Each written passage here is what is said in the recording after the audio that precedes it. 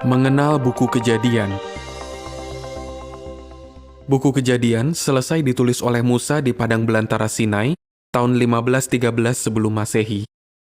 Musa lahir tahun 1593 sebelum Masehi. Dia adalah seorang nabi, pemimpin, hakim, penulis sejarah, dan perantara bangsa Israel. Dia menulis 5 buku pertama dalam Alkitab yang disebut Pentateuk, juga buku Ayub, Mazmur 90, dan mungkin Mazmur 91. Nama buku ini berarti kelahiran atau asal mula. Buku ini menjelaskan siapa yang menciptakan alam semesta dan bagaimana Allah menyiapkan bumi untuk menjadi tempat tinggal manusia. Buku ini juga menceritakan asal mula bangsa Israel dan kehidupan mereka di Mesir sampai kematian Yusuf tahun 1657 sebelum Masehi.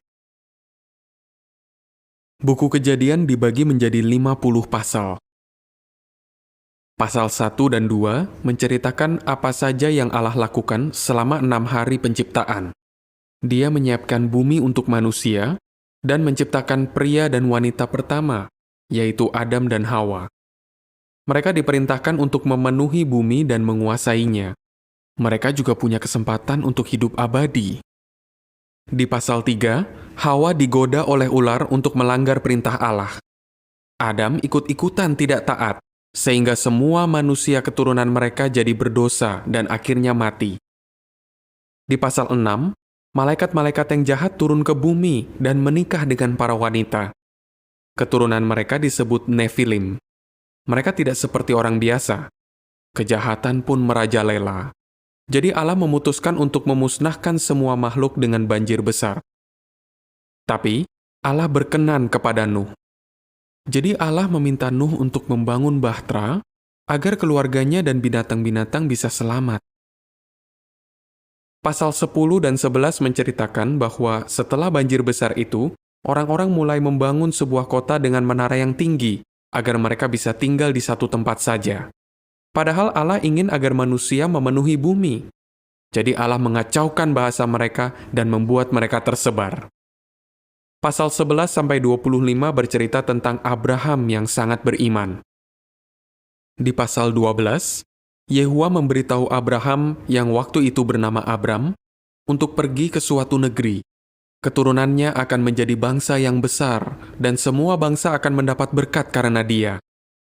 Di pasal 15, Allah meminta Abram untuk melihat ke langit dan menghitung bintang-bintang kalau dia bisa. Allah berkata, "Sebanyak itulah keturunanmu nanti." Tahukah Anda, buku Kejadian menunjukkan tema Alkitab, yaitu kerajaan Allah akan membuktikan bahwa Yehua berhak untuk memerintah. Kerajaan itu juga akan mewujudkan kehendak Allah bagi bumi dan manusia. Rajanya adalah keturunan yang dinubuatkan di Kejadian 3 ayat 15. Di buku Wahyu, diceritakan bagaimana keturunan ini akan menghancurkan ular yang pertama, yaitu setan. Selain itu, keturunan ini akan membuat semua orang yang taat mendapatkan berkat yang dijanjikan. Di pasal 19, Allah menghancurkan Sodom, Gomora, dan kota-kota di sekitarnya karena mereka melakukan perbuatan cabul yang parah. Di pasal 22, Yehua meminta Abraham untuk mengorbankan Ishak anaknya. Tapi ketika Abraham mau melakukannya, Yehua menghentikan dia. Lalu, Allah mengulangi lagi janjinya tentang keturunan Abraham. Pasal 24-50 menceritakan tentang Ishak, 2 anak kembarnya yaitu Yakub dan Esau, dan anak Yakub yang bernama Yusuf.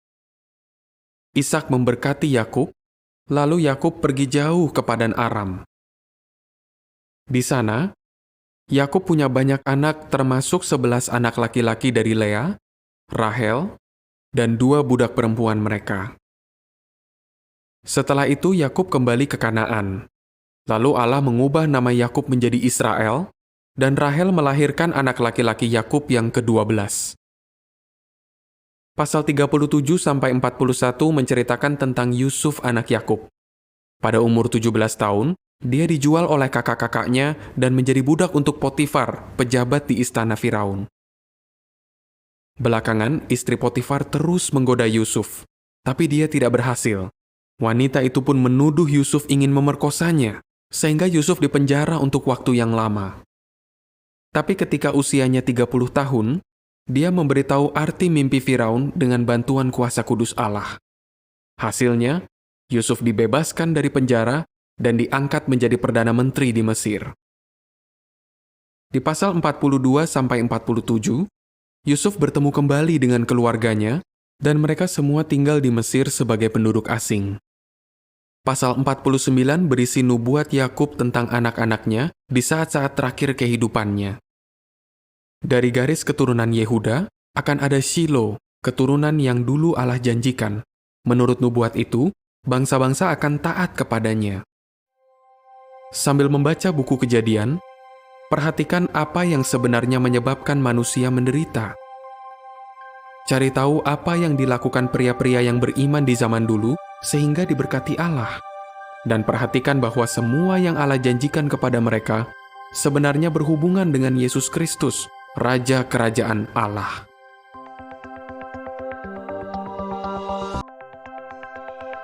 Mengenal buku Keluaran. Buku Keluaran ditulis oleh Musa di padang belantara Sinai tahun 1512 sebelum Masehi, setahun setelah bangsa Israel keluar dari Mesir. Isinya tentang apa yang terjadi selama 145 tahun, mulai dari kematian Yusuf tahun 1657 sebelum Masehi, sampai tabernakel dibangun tahun 1512 sebelum Masehi. Buku ini menceritakan bagaimana Yehua membebaskan Israel dari perbudakan Mesir, menjadikan mereka sebuah bangsa, dan mengajar mereka cara beribadah kepadanya. Buku Keluaran dibagi menjadi 40 pasal. Pasal 1 menunjukkan bahwa jumlah orang Israel terus bertambah dengan pesat. Firaun penguasa Mesir pun merasa terancam dan memperbudak mereka dengan kejam. Pasal 2-4 menceritakan peristiwa sewaktu Musa lahir, diangkat anak oleh putri Firaun, dan melarikan diri ke Midian karena dia telah membunuh orang Mesir yang memukul budak Ibrani. Belakangan, Yehua mengutus Musa untuk membawa orang Israel keluar dari Mesir. Di pasal 7-10, Musa, diwakili oleh Harun kakaknya, berkali-kali meminta Firaun membiarkan bangsa Israel pergi. Tapi Firaun terus menolaknya. Jadi, Yehua membuat orang Mesir tertimpa 10 tulah. Misalnya, air sungai Nil berubah menjadi darah. Seluruh Mesir penuh dengan katak, dan manusia maupun binatang terkena bisul-bisul. Di pasal 12, Allah menetapkan perayaan Paskah. Lalu, dia menimpakan tulah yang terakhir, membunuh semua putra sulung Mesir. Firaun terbukti tidak berdaya sewaktu anaknya mati.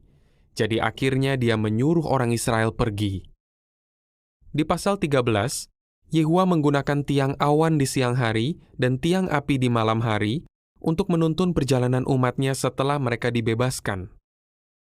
Di pasal 14 dan 15, Firaun dengan bodohnya mengejar orang Israel. Tapi Yehua menenggelamkan dia dan juga seluruh pasukannya di Laut Merah. Lalu Musa dan bangsa Israel memuji Yehua dengan menyanyikan lagu kemenangan. Tahukah Anda, Yehua berkata kepada Firaun melalui Musa, "Kamu masih aku izinkan hidup supaya aku bisa menunjukkan kekuatanku, dan supaya seluruh bumi mengenal namaku." Nama Allah memang menjadi terkenal. Bahkan 40 tahun kemudian, orang-orang Kanaan, termasuk Rahab di Yeriko, tahu tentang kejadian di Laut Merah.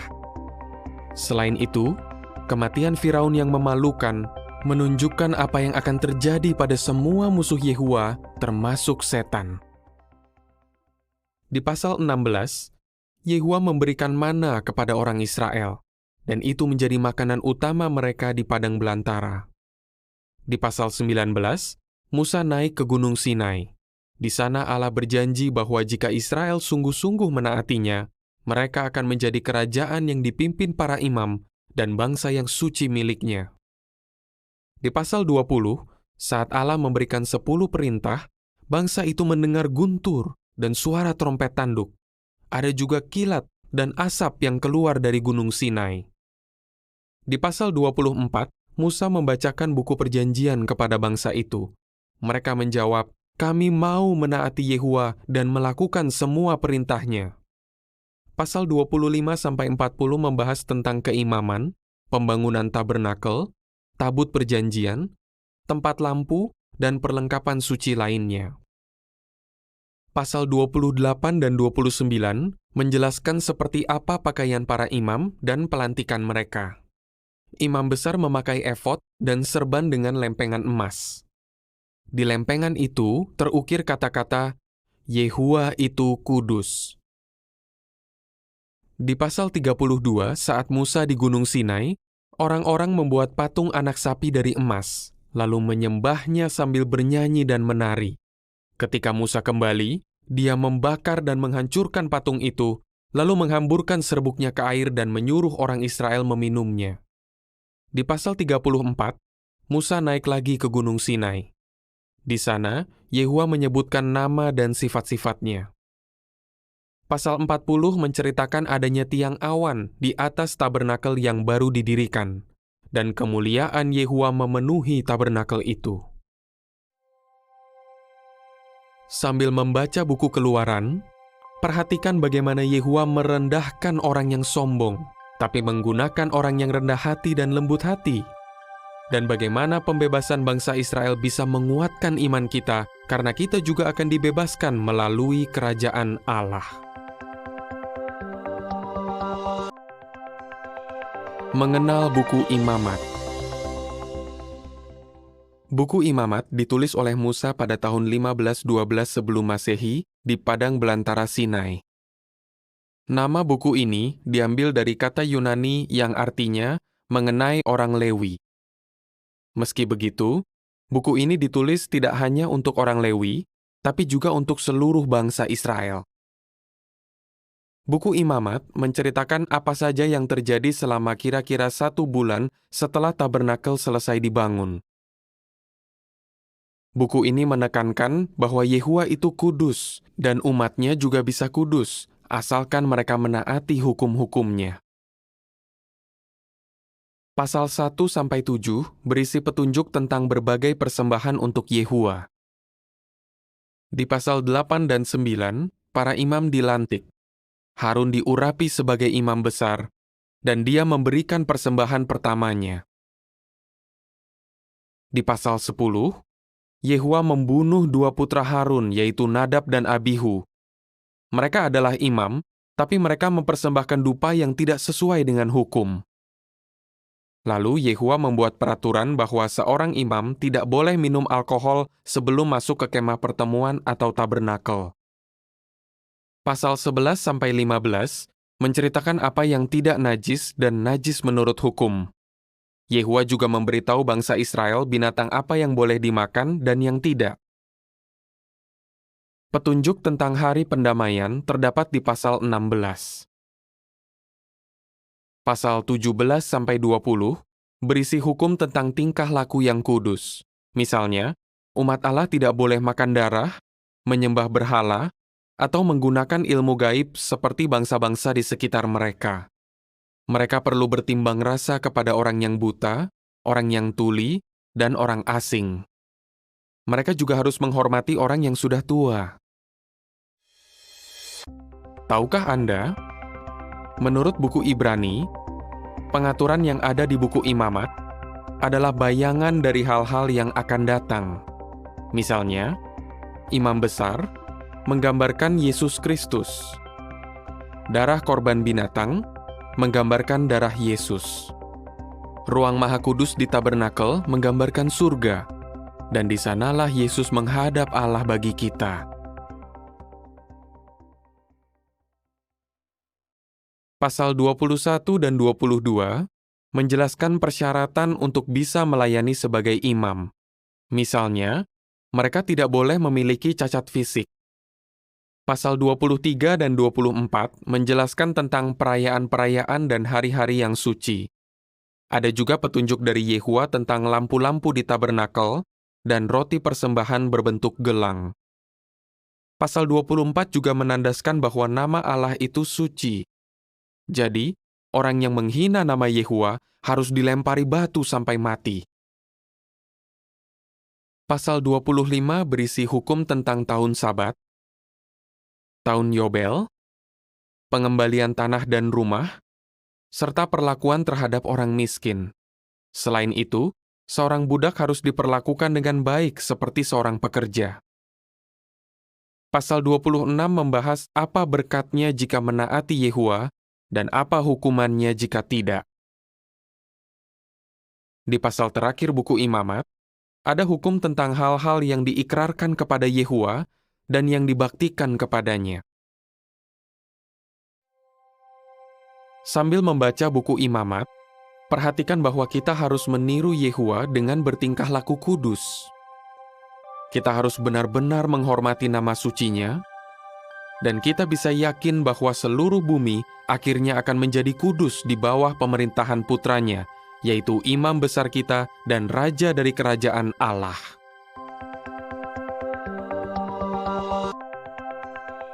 Mengenal buku Bilangan. Penulis buku Bilangan adalah Musa. Buku ini mulai ditulis di padang belantara Sinai dan diselesaikan di dataran Moab.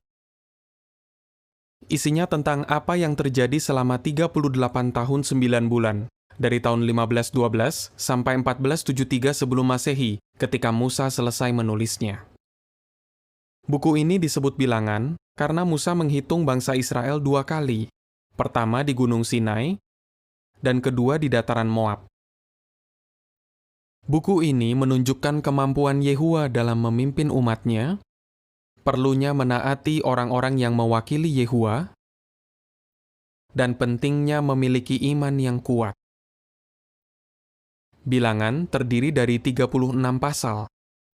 Di pasal 1-4, semua laki-laki berusia 20 tahun ke atas didaftarkan menjadi prajurit, kecuali orang Lewi. Orang Lewi diberi tugas untuk membantu para imam. Pasal 5-9 menyoroti kesetiaan dalam perkawinan, aturan karantina, dan hukum bagi orang Nazir. Di pasal 10, orang Israel berangkat dari padang belantara Sinai berdasarkan kelompok suku mereka. Di pasal 11, orang-orang mengeluh tentang manna, makanan yang Yehua sediakan secara mukjizat. Di pasal selanjutnya, Miriam dan Harun memprotes Musa. Akibatnya, Miriam terkena kusta dan harus dikarantina di luar perkemahan selama 7 hari. Di pasal 13 dan 14, 12 pemimpin dari setiap suku Israel diutus untuk memata-matai negeri Kanaan. 10 dari mereka membawa laporan yang buruk, sehingga orang Israel ingin kembali ke Mesir. Karena tidak beriman, bangsa itu harus mengembara di padang belantara selama 40 tahun, sampai seluruh generasi itu mati. Tahukah Anda, dari semua mata-mata itu, hanya Yosua dan Kaleb yang beriman kepada Yehua dan diizinkan untuk masuk ke negeri perjanjian. Setelah 40 tahun berlalu, Kaleb mendapat wilayah Hebron sebagai warisan. Yosua mendapat daerah pegunungan Efraim. Disitulah dia meninggal pada usia 110 tahun. Pasal 15-17 membahas berbagai persembahan dosa, serta kisah tentang Korah, Datan, Abiram, dan pendukung mereka yang memberontak dan dihukum mati. Di pasal 21, orang Israel lagi-lagi mengeluh tentang manna dan menyebutnya roti yang menjijikkan. Di pasal 22-24, Balak Raja Moab menjanjikan uang kepada Bileam untuk mengutuki Israel. Bileam bukan orang Israel dan dia serakah. Yehua turun tangan dan mengubah kutukan itu menjadi berkat. Di pasal 25, banyak orang Israel berbuat cabul dengan perempuan Moab. Akibatnya, mereka mulai menyembah berhala. Dan Allah menghukum mati 24.000 orang Israel dengan wabah penyakit. Di pasal berikutnya, Musa mengadakan sensus lagi. Di pasal 27, anak-anak perempuan Zelofehad memberitahu Musa bahwa mereka tidak punya saudara laki-laki untuk menerima warisan ayah mereka. Yehua menjawab bahwa kalau situasinya seperti itu, anak perempuan boleh menerimanya. Lalu, Allah menyuruh Musa naik ke sebuah gunung di wilayah Abarim untuk melihat negeri perjanjian. Karena Musa sebentar lagi akan mati, Yehua memintanya melantik Yosua untuk memimpin Israel ke Kanaan. Pasal 31-36 membahas pembagian negeri Kanaan dan persiapan yang dilakukan orang Israel sebelum menyeberangi Sungai Yordan. Sambil membaca buku Bilangan, perhatikan bahwa Yehua dengan sabar membimbing umatnya, bahwa kita harus menaati orang-orang yang Dia lantik, dan bahwa kita harus punya iman yang kuat untuk bisa memasuki negeri perjanjian yang lebih besar, dunia baru di bawah kerajaan Allah.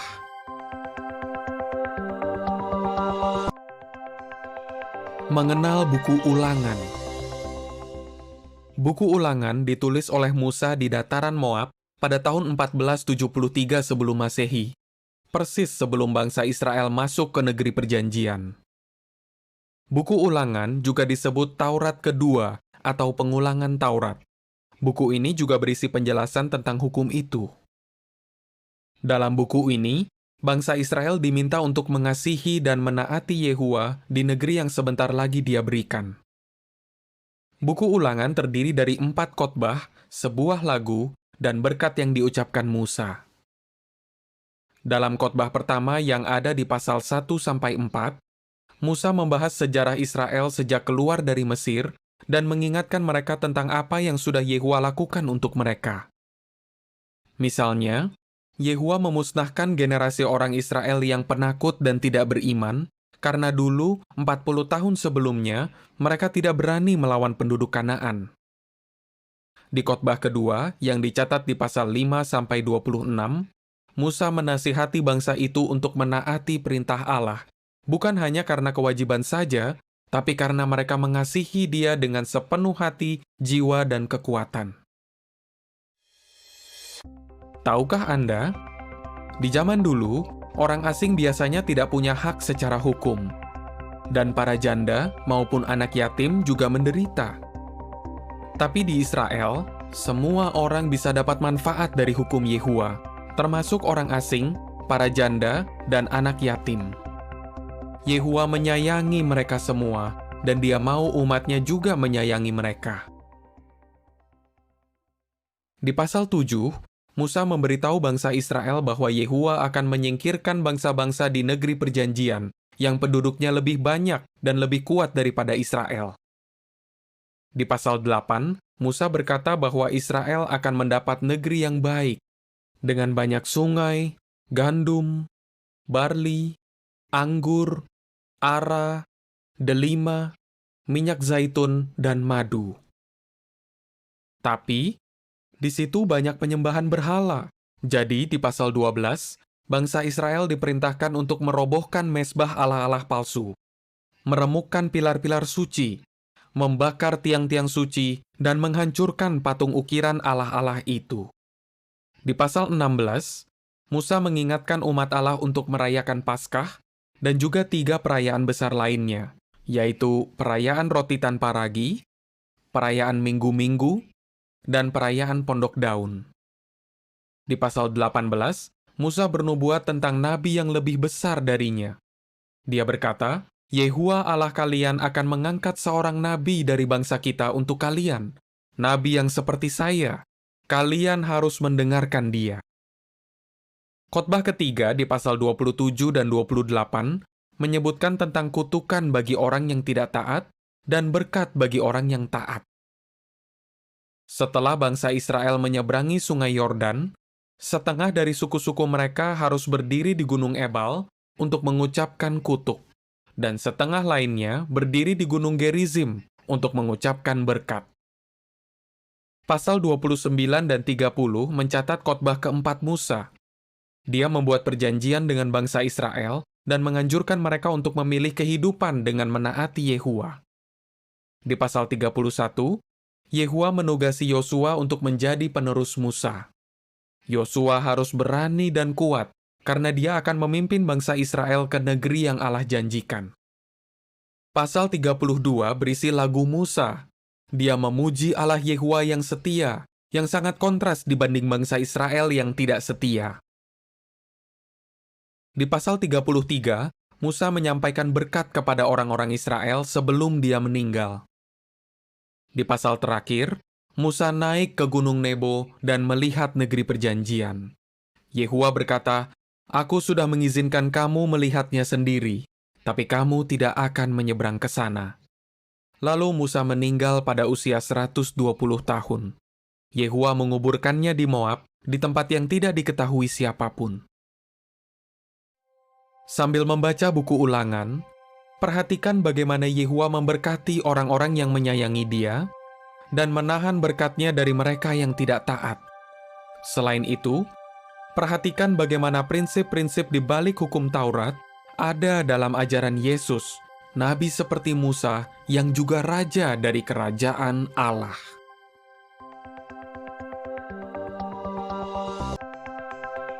Mengenal buku Ezra. Buku ini ditulis oleh Ezra, seorang imam dari keturunan Harun. Dia sangat beriman dan rajin mempelajari kitab suci. Sebagai imam, dia harus mengajarkan firman Allah kepada orang-orang. Dia juga penyalin yang terampil. Ini adalah pekerjaan yang menuntut ketelitian tinggi. Buku Ezra melanjutkan buku 2 Tawarikh yang mencatat peristiwa pada tahun 537 sebelum Masehi dan kisah tentang penawanan orang Yahudi di Babylon. Dia menulis buku ini sekitar tahun 460 sebelum Masehi di Yerusalem. Tahukah Anda, tadinya buku Ezra dan Nehemia itu satu gulungan. Tapi belakangan, gulungan itu dibagi menjadi 2 buku seperti yang ada dalam Alkitab kita sekarang. Buku Ezra terdiri dari 10 pasal. Pasal 1-6 menceritakan tentang kembalinya sekelompok kecil orang Yahudi ke Yerusalem. Pada 537 sebelum Masehi, mereka membangun kembali mezbah dan mengadakan perayaan pondok. Akhirnya setelah 70 tahun, Yerusalem tidak lagi telantar. Pada tahun berikutnya, fondasi bait dibuat. Walaupun pembangunan sempat terhenti karena tentangan dari musuh, Bait Yehua selesai dibangun pada tahun 515 sebelum Masehi. Pasal 7-10 membahas peristiwa hampir 50 tahun setelahnya, yaitu tahun 468 sebelum Masehi. Ezra menceritakan perjalanannya yang berbahaya ke Yerusalem. Sewaktu tiba di sana, Ezra terkejut karena banyak orang Yahudi telah melakukan dosa besar. Dia memohon ampun kepada Yehua di hadapan umum dan berusaha memulihkan hubungan orang Yahudi dengan Yehua. Sewaktu membaca buku Ezra, perhatikan bagaimana Yehua menepati janjinya untuk membebaskan umatnya dari Babylon dan memulihkan ibadat yang benar di Yerusalem. Sarana penting untuk datangnya Mesias. Mengenal buku Nehemia. Nehemia adalah pria Yahudi yang setia. Dia melayani di Shushan, istana Raja Persia. Dia punya kedudukan penting sebagai pengurus minuman Raja Artasasta. Buku Nehemia selesai ditulis setelah 443 sebelum Masehi di Yerusalem. Awal buku itu menceritakan apa yang terjadi sekitar 12 tahun setelah peristiwa-peristiwa di buku Ezra. Buku ini berisi 13 pasal, yang menceritakan kejadian mulai 456 sebelum Masehi sampai setelah 443 sebelum Masehi. Namun, pasal 1-12 berisi hal-hal yang terjadi hanya dalam 1 tahun pertama. Semua yang dicatat di pasal 1 dan 2 terjadi pada akhir 456 sebelum Masehi. Pria-pria dari Yerusalem memberitahu Nehemia tentang keadaan tembok dan gerbang yang menyedihkan.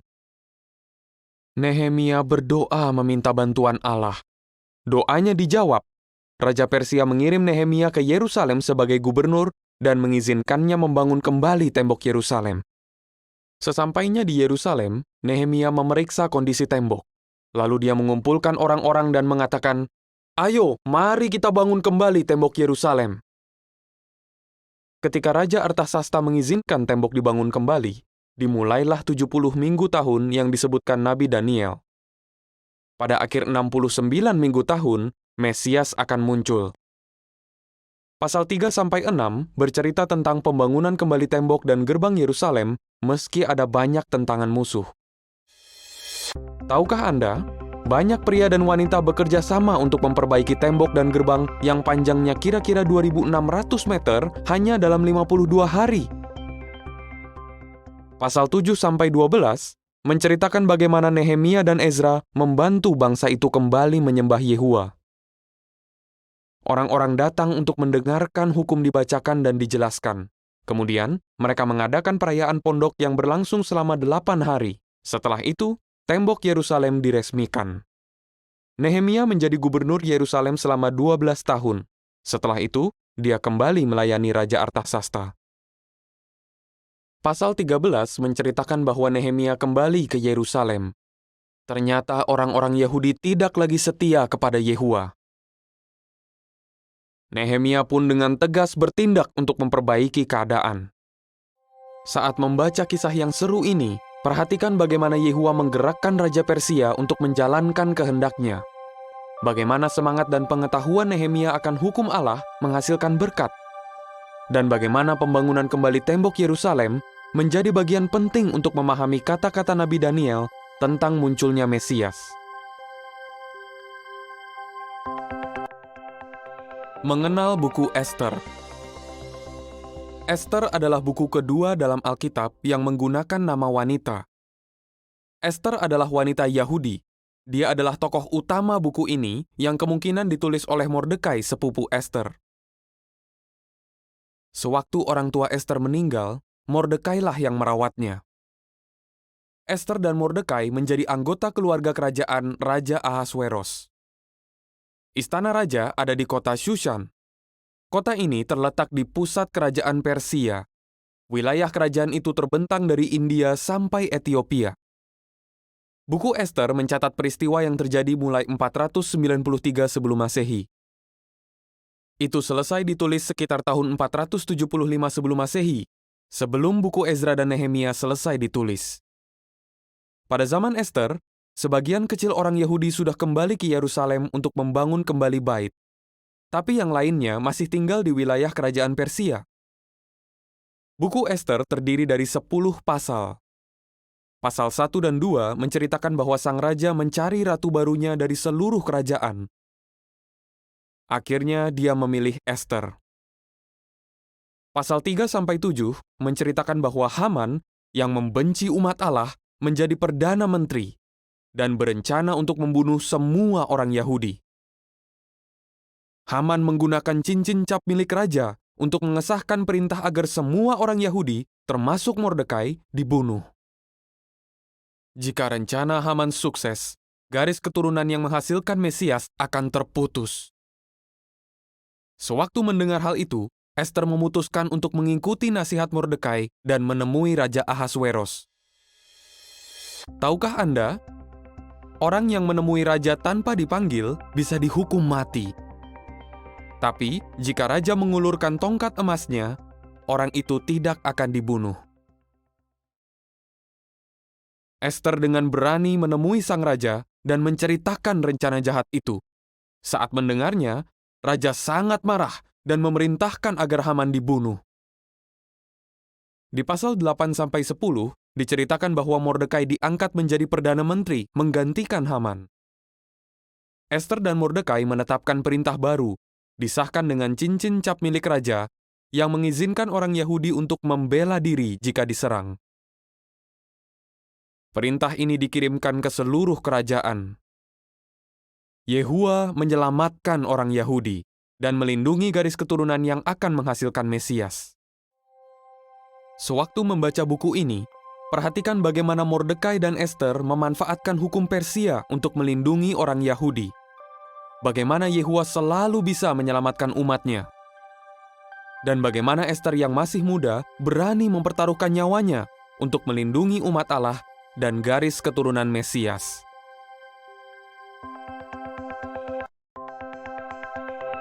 Mengenal buku Ayub. Buku ini disusun bersama 4 buku puitis lainnya, dan termasuk salah satu buku Alkitab tertua. Itu ditulis oleh Musa dan selesai sekitar tahun 1473 sebelum Masehi, pada akhir 40 tahun pengembaraan orang Israel di padang belantara. Ayub tinggal di kota Uz. Seperti Abraham, dia kemungkinan adalah keturunan Sem.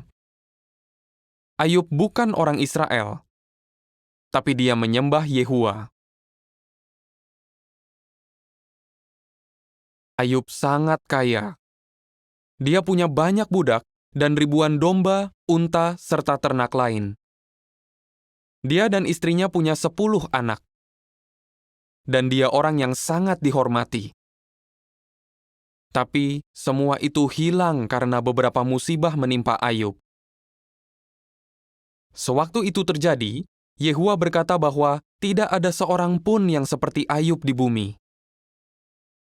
Jadi, semua peristiwa ini terjadi setelah kematian Yusuf, tapi sebelum Musa menjadi pemimpin bangsa Israel. Buku Ayub terdiri dari 42 pasal. Pasal 1 dan 2 menceritakan tentang apa yang terjadi di surga. Setan menantang Yehuwa dan berkata bahwa Ayub tidak akan setia kalau dia menderita. Pasal 3-31 berisi perdebatan Ayub dengan 3 temannya, Elifas, Bildad, dan Zofar. Elifas mengejek kesetiaan Ayub. Menurutnya, manusia tidak berguna bagi Allah. Bildad berkata bahwa penderitaan Ayub adalah hukuman atas dosa-dosanya. Zofar menuduh Ayub sebagai orang jahat. Ayub berusaha membela dirinya, tapi waktu melakukannya, dia mengatakan hal-hal yang keliru tentang Yehuwa. Di pasal 32-37, setelah mendengarkan Ayub dan 3 temannya, Elihu yang masih muda memberikan nasihat yang bijaksana. Di pasal 38-41, Yehuwa berbicara dari dalam badai. Dia bertanya tentang ciptaan, sehingga Ayub sadar bahwa pikirannya keliru. Tahukah Anda? Buku Ayub berkata bahwa bumi digantung pada ketiadaan. Banyak orang baru mengetahui hal ini berabad-abad kemudian. Di pasal terakhir, Allah menyuruh ketiga teman Ayub untuk mempersembahkan korban dan memberitahu mereka bahwa Ayub akan berdoa bagi mereka.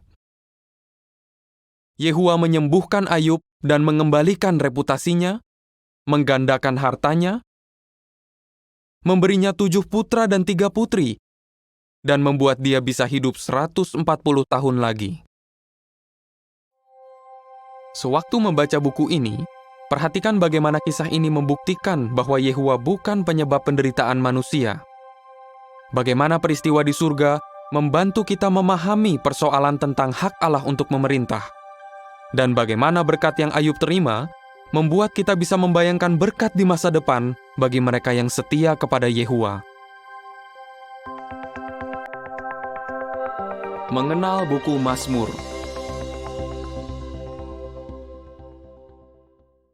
Mazmur adalah kumpulan nyanyian suci. Dari dulu, nyanyian adalah bagian penting dalam ibadat sejati dan dipakai untuk memuji Yehuwa. Malah, nama Allah, Yehuwa, dan bentuk pendeknya, Yah, muncul hampir 800 kali dalam buku ini. Buku Mazmur ditulis selama sekitar 1000 tahun. Kemungkinan besar, Musa adalah penggubah pertamanya. Buku ini disusun setelah orang Yahudi kembali ke Yerusalem dari pembuangan di Babylon, kemungkinan oleh Ezra sang penyalin. Yehuwa mengilhami Salomo, putra-putra Korah, keturunan Asaf, dan yang lainnya untuk menuliskan banyak pernyataan iman yang indah ini. Tapi, lebih dari setengah buku Mazmur ditulis oleh Daud.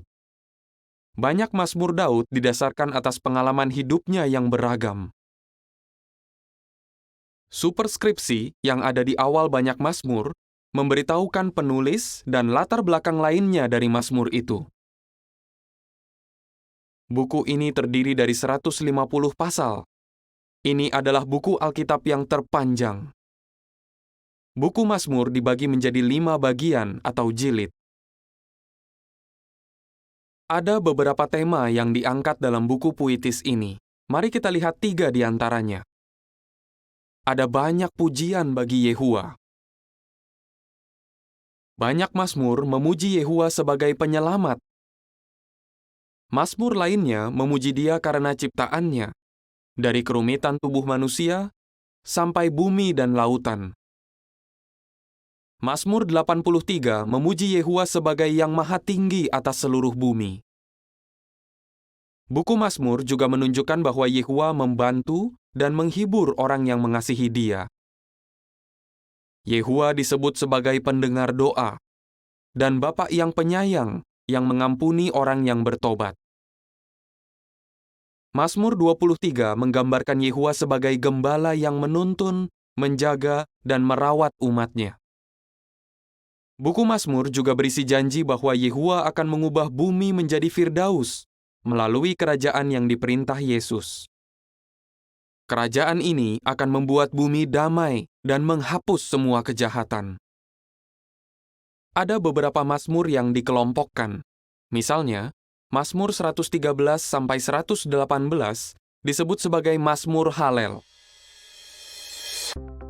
Tahukah Anda, Yesus dan rasul-rasulnya kemungkinan menyanyikan Mazmur Halel setelah perjamuan malam Tuhan.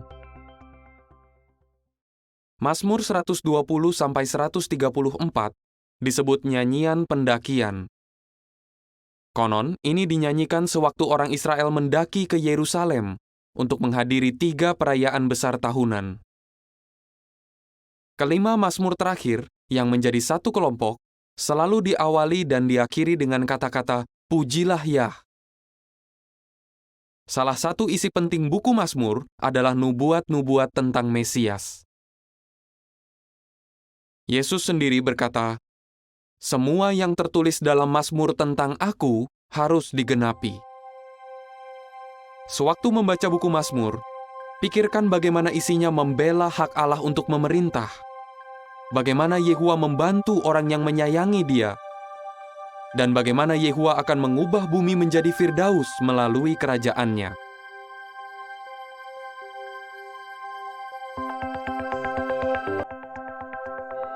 Mengenal buku Amsal. Raja Salomo menggubah kebanyakan isi buku Amsal. Salomo menjadi raja di Israel pada tahun 1037 sebelum Masehi, dan Yehua membuat dia sangat bijaksana. Kebanyakan dari peribahasa atau kata-kata bijak Salomo ditulis pada masa pemerintahannya. Tapi kelihatannya semua peribahasa ini digabungkan menjadi satu buku sekitar tahun 717 sebelum Masehi di Yerusalem, sebelum akhir pemerintahan Raja Hizkia. Buku Amsal berisi bimbingan dari Allah untuk setiap segi kehidupan, dari masalah bisnis sampai urusan keluarga. Buku ini membantu kita siap hidup sebagai rakyat kerajaan Allah. Buku Amsal terdiri dari 31 pasal dan bisa dibagi menjadi 5 bagian. 3 bagian pertama adalah karya Raja Salomo. Pasal 1-9 adalah bagian pertama yang berisi wejangan-wejangan singkat dari seorang ayah kepada anaknya. Sang anak dinasihati bahwa kalau dia mengikuti keinginan yang salah, akibatnya akan buruk. Tapi kalau dia menaati Allah, hasilnya akan baik. Bagian kedua disebut peribahasa-peribahasa Salomo, dan bagian ketiga disebut peribahasa-peribahasa Salomo yang disalin oleh orang-orang Hizkia. Kedua bagian itu berisi peribahasa yang singkat namun sangat bermakna. Banyak dari peribahasa itu membandingkan sifat-sifat yang harus kita hindari dengan yang harus kita kembangkan. Ada banyak kontras yang dipakai, misalnya antara kemalasan dengan kerajinan, serta antara sikap mementingkan diri dengan sikap suka berbagi. Berbagai perbandingan singkat ini sangat bermanfaat dan mudah dimengerti. Kedua bagian Amsal ini berisi lebih dari 500 peribahasa Salomo. Tahukah Anda? Alkitab memberitahukan bahwa Raja Salomo mengucapkan 3.000 peribahasa dan menggubah 1.005 lagu. Pasal 30 adalah bagian yang keempat yang ditulis oleh Agur. Dalam beberapa perbandingannya, dia menggunakan 4 hal. Misalnya, 4 binatang yang kecil tapi pintar. Pasal terakhir digubah oleh Lemuel, Sebagian orang percaya bahwa Lemuel adalah nama lain dari Salomo. Pasal itu menyebutkan sifat-sifat dari seorang istri yang baik dan manfaat yang dirasakan oleh keluarganya. Hikmat dari Allah itu seperti harta terpendam yang harus dicari. Tapi tidak seperti nilai perak atau emas, nilai hikmat ini tidak akan pernah hilang. Sewaktu membaca buku Amsal, perhatikan apa saja manfaatnya mengikuti nasihat Allah dan bukan pikiran kita sendiri.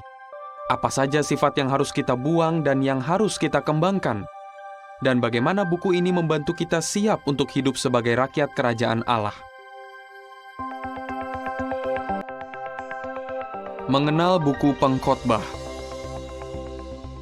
Buku ini ditulis oleh Salomo, Raja Israel yang tinggal di Yerusalem.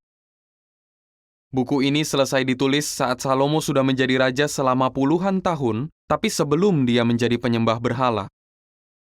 Buku Pengkhotbah terdiri dari 12 pasal. Di pasal 1, Salomo menyatakan bahwa semua yang dilakukan manusia itu sia-sia.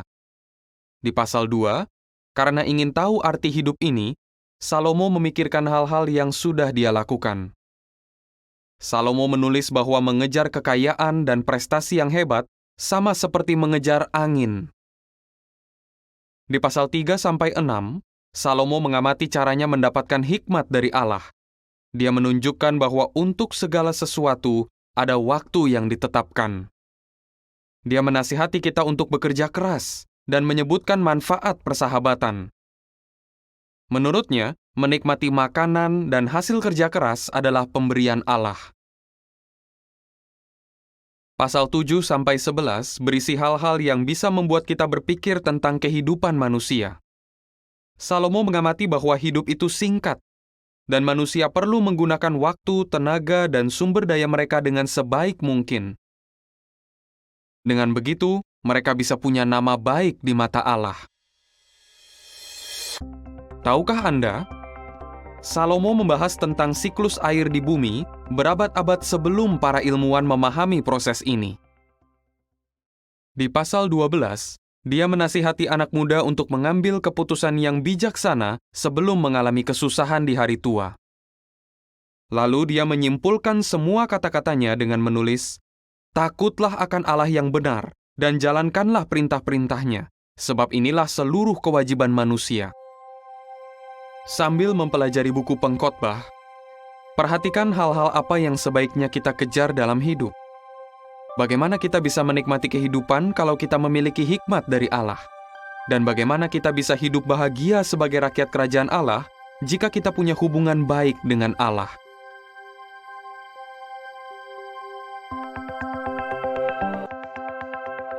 Mengenal buku Kidung Agung.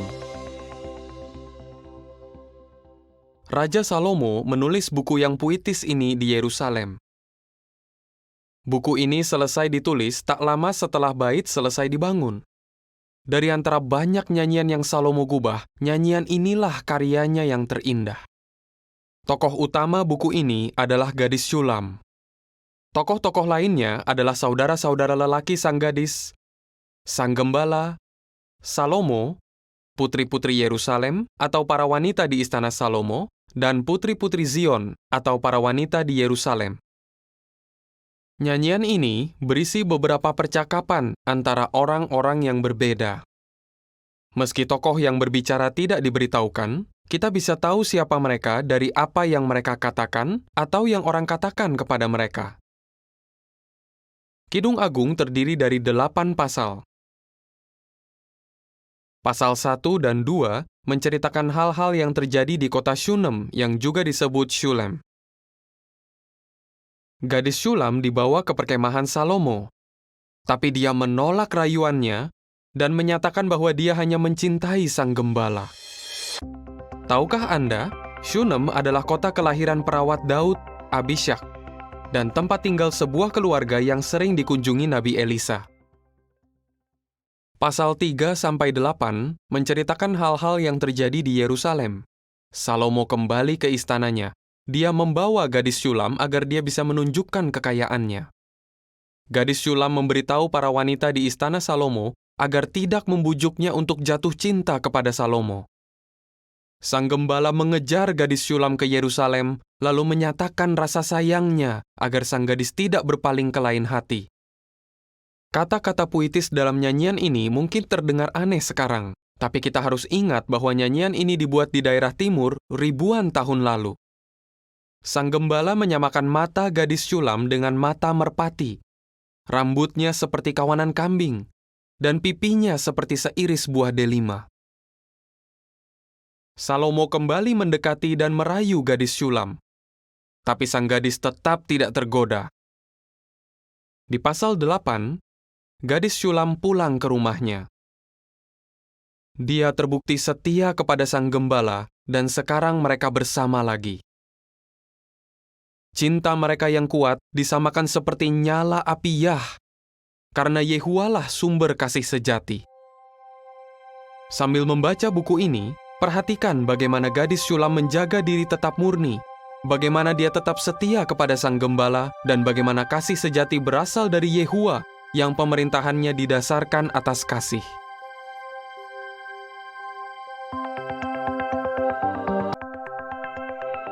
Mengenal buku Yesaya. Yesaya adalah Nabi Yehuwa. Dia menulis buku yang dinamai dengan namanya di Yerusalem, ibu kota kerajaan dua suku di Yehuda. Yesaya punya dua putra, Syar-Yashub dan Maher-Shalal-Hasbaz. Nama mereka menggambarkan beberapa peristiwa yang akan terjadi di Yehuda. Yesaya bernubuat kira-kira 46 tahun selama pemerintahan Uzia, Yotam, Ahaz, dan Hizkia, raja-raja Yehuda. Buku ini selesai ditulis setelah tahun 732 sebelum Masehi. Nabi Hosea dan Mika juga menulis kira-kira pada masa yang sama. Beberapa nubuat yang Yesaya tulis adalah tentang kejatuhan kerajaan Israel di utara yang terjadi saat Yesaya masih hidup. Kehancuran Yerusalem yang terjadi lebih dari 100 tahun kemudian. Kejatuhan Babylon sekitar 200 tahun setelah zaman Yesaya. Dan kedatangan Mesias yang tergenap lebih dari 700 tahun setelah nubuatnya ditulis. Tahukah Anda? Yesaya menyebutkan perincian tentang kejatuhan Babylon, seperti caranya kota itu akan dikalahkan, dan bahkan nama raja yang menaklukkannya, Kores. Buku Yesaya terdiri dari 66 pasal. 6 pasal pertama kebanyakan berisi peringatan tentang malapetaka yang akan dirasakan orang-orang di Yerusalem dan Yehuda karena dosa-dosa mereka. Di pasal 6, Yesaya dengan rela menjawab undangan Yehuwa untuk menjadi utusannya. Dia menjawab, "Ini aku, utuslah aku." Pasal 7-12 menceritakan ancaman dari pasukan Syria dan kerajaan Israel 10 suku di utara. Tapi seperti yang Yesaya nubuatkan, Asiria mengalahkan dua bangsa ini, dan Yehuda pun terhindar dari bahaya. Pasal 13-23 berisi pemberitahuan kepada Babilonia dan bangsa-bangsa lain yang menindas umat Allah. Pasal 24-35 menceritakan berita kehancuran dan pemulihan umat Yehuwa. Contoh ketidaksetiaan mereka adalah saat Yehuda meminta perlindungan kepada Asiria dan Israel meminta bantuan kepada Mesir, bukannya kepada Yehuwa. Pasal 36-39 bercerita tentang peristiwa menakjubkan pada zaman Raja Hizkia. Raja Asiria, Sanherib, menyerbu Yehuda dan mengancam akan menghancurkan Yerusalem jika kota itu tidak menyerah. Hizkia berdoa meminta bantuan Yehuwa. Yehuwa meyakinkan Hizkia bahwa Yerusalem akan selamat. Secara mukjizat, Yehuwa mengirim satu malaikat yang membunuh 185.000 prajurit Asiria hanya dalam satu malam. Meski begitu, dosa-dosa bangsa Yehuda pada akhirnya mengakibatkan Yerusalem dihancurkan dan orang Yahudi dibuang ke Babylon. Di pasal 40-66, Yehuwa menghibur umatnya dan berjanji akan memulihkan ibadat sejati di Yerusalem setelah mereka kembali. Saudara akan melihat bahwa nubuat Yesaya sering membahas tentang kerajaan Allah Pemerintahan itu dipimpin oleh Sang Mesias dan akan mengembalikan ibadat sejati. Yesaya menubuatkan banyak hal tentang Mesias. Misalnya, dia akan lahir dari seorang perawan. Dia adalah keturunan Daud, tinggal di Galilea, dan akan menyembuhkan orang sakit. Nubuat Yesaya adalah nubuat yang paling sering dikutip Yesus dan murid-muridnya untuk menunjukkan siapa Sang Mesias itu. Yesus bahkan membaca Yesaya 61 ayat 1 dan 2 di sinagoga di Nazaret dan berkata bahwa dialah Sang Mesias. Sambil membaca buku ini, perhatikan bagaimana penghakiman yang Yehua nubuatkan selalu terjadi. Bagaimana Yehua menyelamatkan mereka yang percaya kepadanya, dan bagaimana pemerintahan Mesias yang dinubuatkan membawa kedamaian di bumi.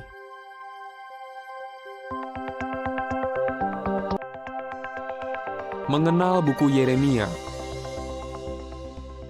Yehua menggunakan Nabi Yeremia untuk menulis salah satu buku terpanjang di Alkitab. Selain berisi nubuat, buku Yeremia juga menceritakan perasaan dan pengalaman sang nabi.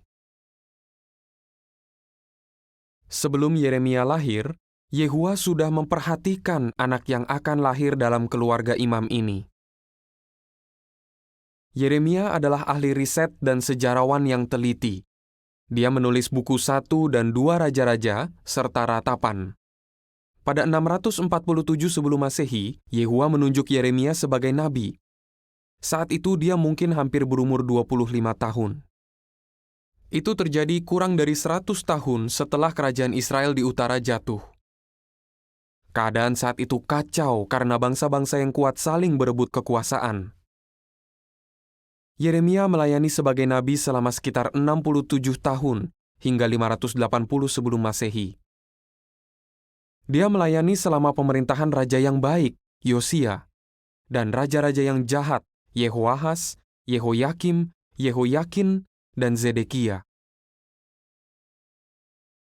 Yeremia sudah menjadi nabi selama sekitar 40 tahun saat Yerusalem dan baitnya dihancurkan dan orang-orang yang selamat dibawa ke Babylon pada tahun 607 sebelum Masehi.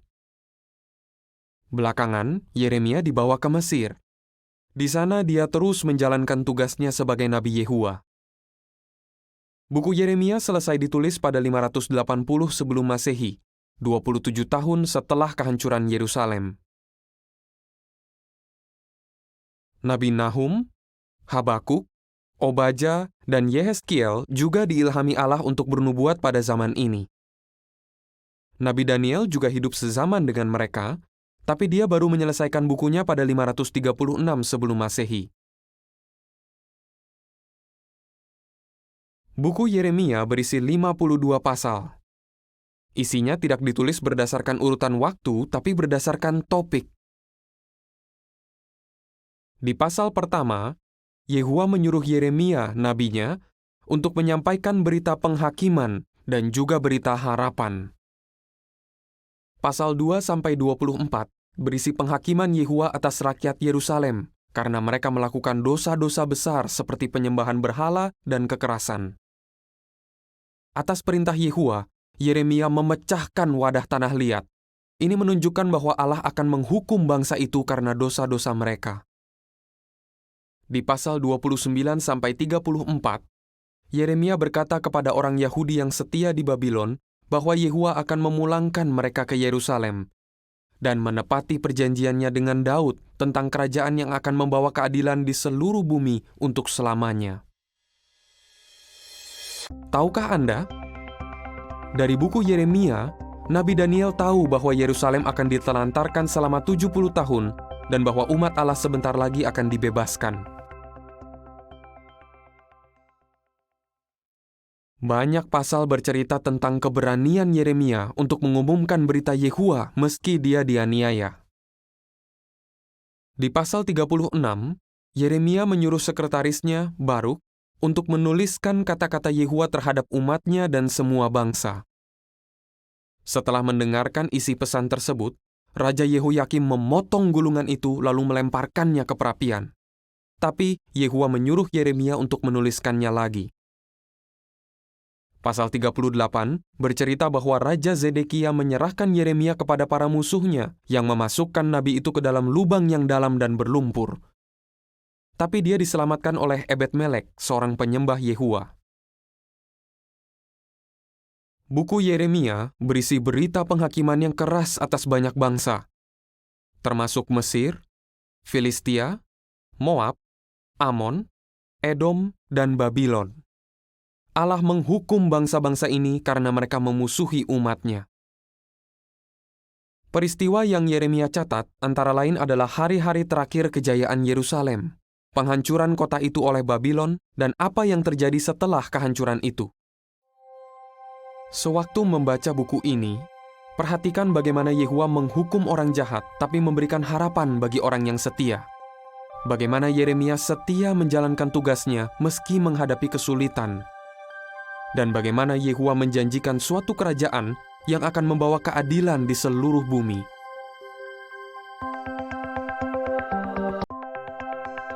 Mengenal buku ratapan. Nabi Yeremia menulis buku ratapan tak lama setelah dia melihat Yerusalem dikepung dan dihancurkan oleh Babylon pada 607 sebelum Masehi. Yeremia mengungkapkan bahwa dia sangat sedih atas musibah itu. Buku ini terdiri dari 5 pasal atau puisi.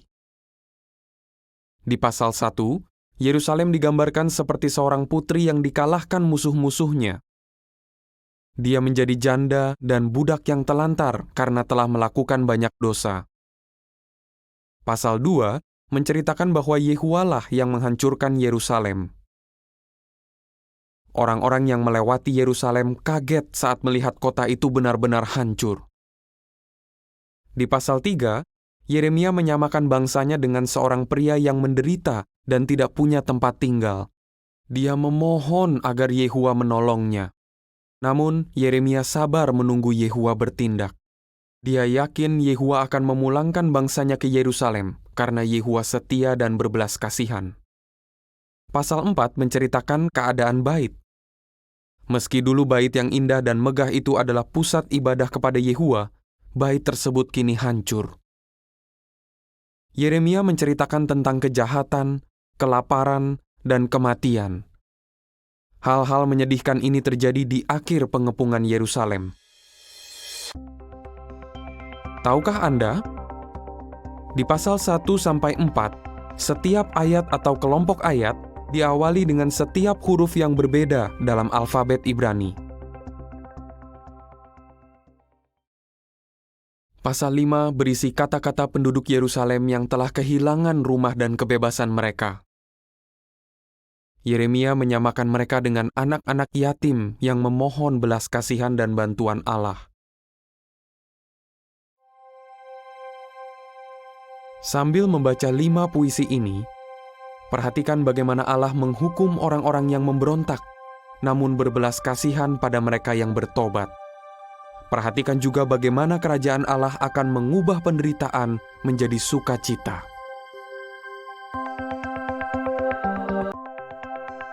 Mengenal buku Yehezkiel. Yehezkiel adalah anak seorang imam. Dia melayani sebagai Nabi Yehua. Dia tinggal di Yehuda sampai 617 sebelum Masehi ketika Yehoyakin Raja Yehuda dipaksa menyerah dan dibawa ke Babylon. Yehezkiel termasuk di antara orang-orang Yahudi yang dibawa ke Babylon oleh Raja Nebukadnezar. Pada 613 sebelum Masehi, Yehua meminta Yehezkiel untuk menyampaikan nubuat kepada orang-orang Yahudi yang ditawan di Babylon. Yehezkiel dengan setia menjalankan tugasnya selama setidaknya 22 tahun. Dia selesai menulis bukunya sekitar tahun 591 sebelum Masehi. Selama Yehezkiel menjadi nabi, ada Nabi Obaja dan Yeremia di Yehuda, serta Nabi Daniel di Babylon. Seluruh isi buku Yehezkiel menunjukkan bahwa Yehua akan membersihkan namanya yang dihina orang. Istilah Tuan yang berdaulat Yehua muncul 217 kali. Buku Yehezkiel terdiri dari 48 pasal. Di pasal 1-3, Yehezkiel yang berada dekat Sungai Kebar mendapat penglihatan yang luar biasa. Di tengah badai besar, Yehezkiel melihat 4 makhluk yang mengagumkan yang disebut kerub. Setiap makhluk punya 4 wajah. Wajah manusia, singa, sapi, dan elang. Keempat wajah ini melambangkan sifat-sifat Yehuwa. Yehezkiel sangat kagum saat melihat penglihatan tentang kereta surgawi yang dikendalikan oleh Roh Kudus Allah. Ini melambangkan organisasi Yehuwa yang ada di surga. Pasal 4-24 berisi penghakiman Yehuwa atas Yerusalem dan penduduknya yang suka memberontak dan menyembah berhala. Yehezkiel seringkali memberitahukan nubuat Yehuwa dengan memperagakannya. Misalnya, Yehuwa meminta Yehezkiel mengukir kota Yerusalem pada batu bata dan berpura-pura mengepungnya. Lalu dia harus berbaring pada sisi kiri dan kanannya selama 430 hari. Di pasal 25-32, Yehuwa berbicara kepada bangsa-bangsa di sekeliling Yerusalem. Mereka dihukum karena memusuhi umat Allah. Melalui Yehezkiel, Yehuwa menubuatkan kehancuran kota Tirus dan kejatuhan rajanya. Tahukah Anda, nubuat tentang Tirus itu menjadi kenyataan dalam 2 tahap. Pertama, Nebukadnezar menghancurkan kota Tirus yang ada di daratan. Bertahun-tahun kemudian, Alexander Agung menghancurkan kota Tirus yang ada di pulau. Dia membangun jalan penghubung ke pulau itu dengan puing-puing dari penaklukan Nebukadnezar. Pasal 33-48 berisi kabar baik. Orang Israel akan kembali beribadah kepada Yehuwa lagi. Di pasal 40-48, Yehuwa memberi Yehezkiel penglihatan tentang bait. Penglihatan ini menunjukkan bahwa orang yang mau menyembah Yehuwa harus mengikuti aturan Allah. Sambil membaca buku nubuat ini, perhatikan sifat-sifat Yehuwa yang menakjubkan. Ketaatan Yehezkiel yang luar biasa kepada petunjuk Yehuwa, dan janji Yehuwa untuk menyatukan semua manusia dalam ibadah sejati di bawah pemerintahan kerajaannya.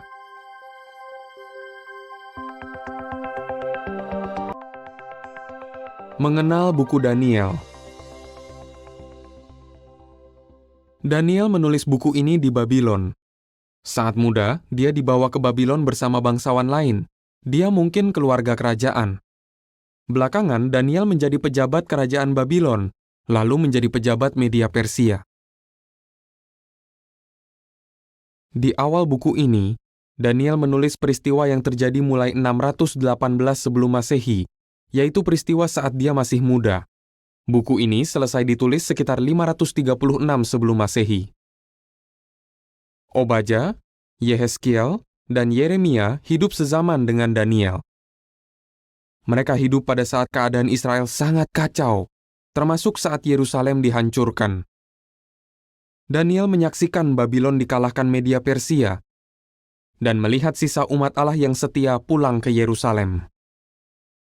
Tapi dia tidak ikut pulang ke Yerusalem, mungkin karena umurnya yang sudah tua. Buku Daniel terdiri dari 12 pasal. Pasal 1-6 menceritakan secara berurutan tentang apa yang dialami Daniel dan 3 temannya. Pasal 7-12 berisi mimpi dan penglihatan yang Daniel terima dari Allah.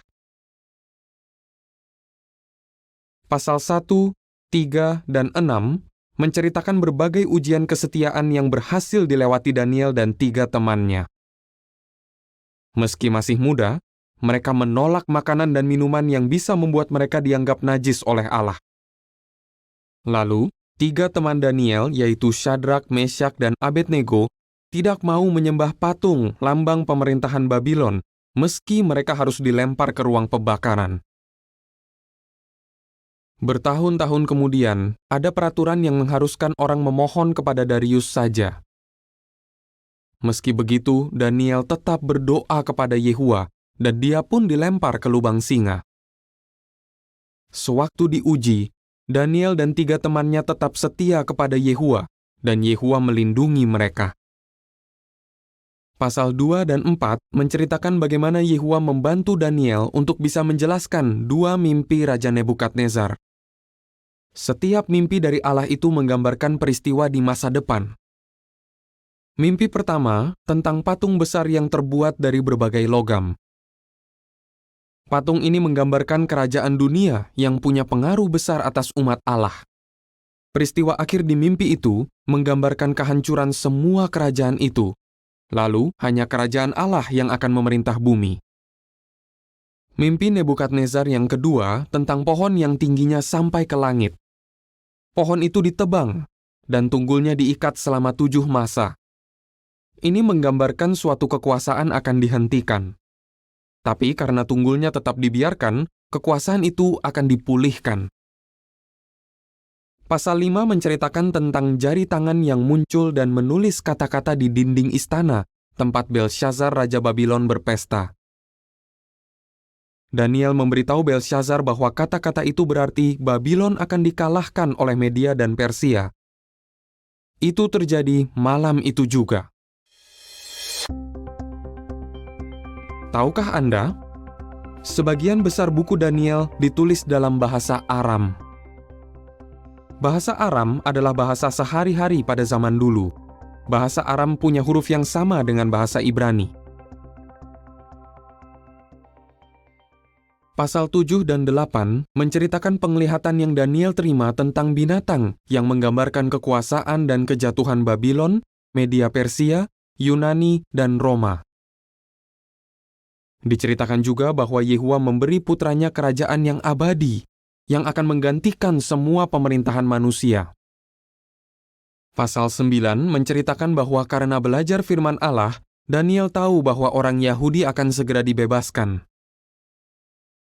Selanjutnya, ketika Daniel sedang berdoa, malaikat muncul dan memberitahukan perincian tentang Mesias. Pasal 10-12 membahas kejadian saat malaikat menemui Daniel lagi, menguatkan dia, dan memberi dia penglihatan lagi tentang masa depan. Sebagian besar nubuat di pasal-pasal itu membahas tentang dua raja yang berselisih untuk merebut kekuasaan.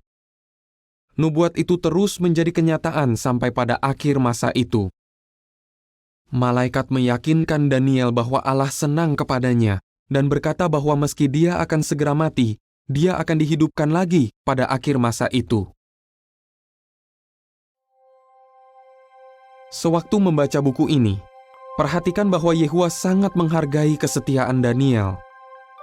Lihatlah bagaimana Yehua mengarahkan raja dan kerajaan sesuai kehendaknya, dan bagaimana Yehua memberi putranya kerajaan yang abadi yang akan menggantikan pemerintahan manusia.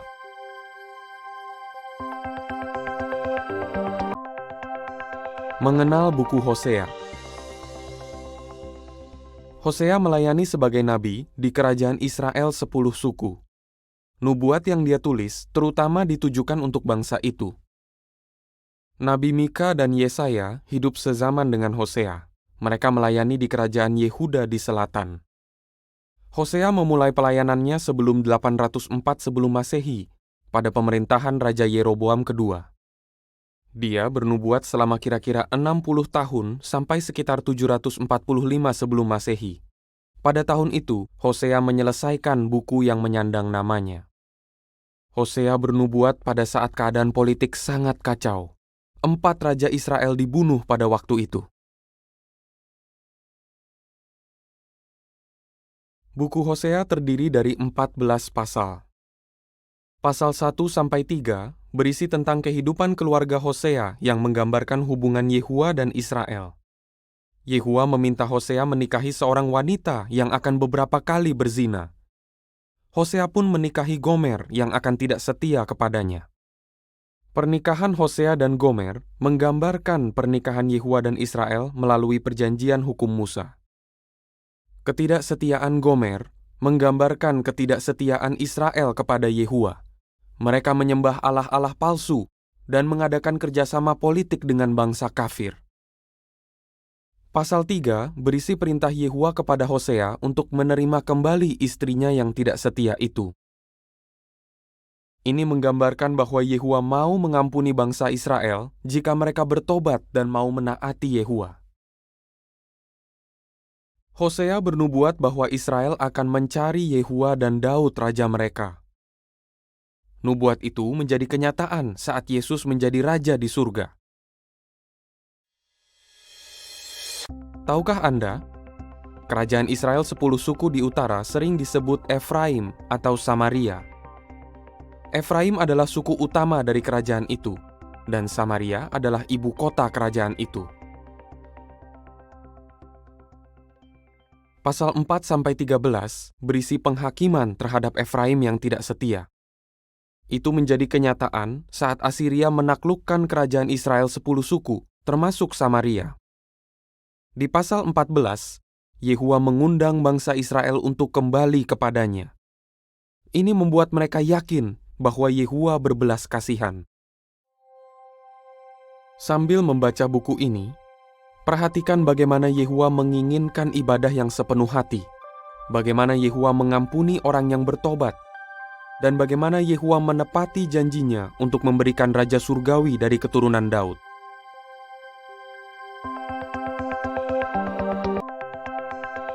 Mengenal buku Yoel.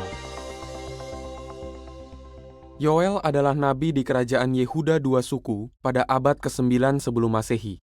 Kelihatannya, buku Yoel selesai ditulis sekitar 820 sebelum Masehi saat pemerintahan Raja Uzia. Yoel hidup sezaman dengan Nabi Yunus dan Nabi Amos. Buku ini terdiri dari 3 pasal dan berisi peringatan bahwa hari Yehua sudah dekat. Pasal 1 dan 2 menceritakan sekumpulan belalang yang menghancurkan ladang-ladang dan menyebabkan kelaparan. Gigi belalang itu seperti gigi singa. Mereka berlari seperti kuda, memanjat tembok seperti prajurit, dan bunyinya seperti kereta perang. Meski banyak orang di Yerusalem dan Yehuda menjalankan ibadah palsu, Yehua tidak akan membiarkan pemberontakan itu terus terjadi. Yehuda bisa selamat hanya jika mereka kembali kepada Yehua. Tahukah Anda, Rasul Paulus mengutip buku Yoel saat berkata, "Setiap orang yang berseru kepada nama Yehua akan diselamatkan." Artinya, kita harus mengenal Yehua, percaya kepadanya, menaatinya, dan menomorsatukan Dia dalam hidup kita. Di pasal 3, bangsa-bangsa yang menindas umat Allah akan dihancurkan, seperti anggur yang diinjak-injak di tempat pemerasan anggur. Yehua berjanji bahwa kerajaannya akan memberikan berkat jasmani dan rohani. Semua yang ada di surga dan di bumi akan sama-sama melayani Yehua. Sambil membaca buku ini, perhatikan bagaimana musuh-musuh Allah akan dihancurkan. Bagaimana orang yang bertobat akan diberkati Yehua. Dan bagaimana nubuat Yoel menjadi kenyataan melalui kerajaan Allah.